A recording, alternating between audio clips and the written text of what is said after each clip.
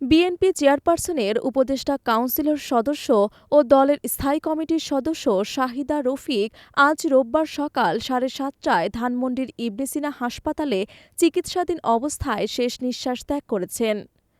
মৃত্যুকালে তার বয়স ছিল ৭৭ বছর।